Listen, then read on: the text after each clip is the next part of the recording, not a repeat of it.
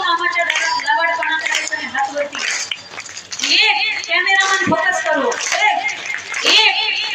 टाळ्याचा आवाज पंढरपुरापर्यंत गेला पाहिजे आत्मापुरात गेला पाहिजे बाळू मामाने सनमार्ग धाविला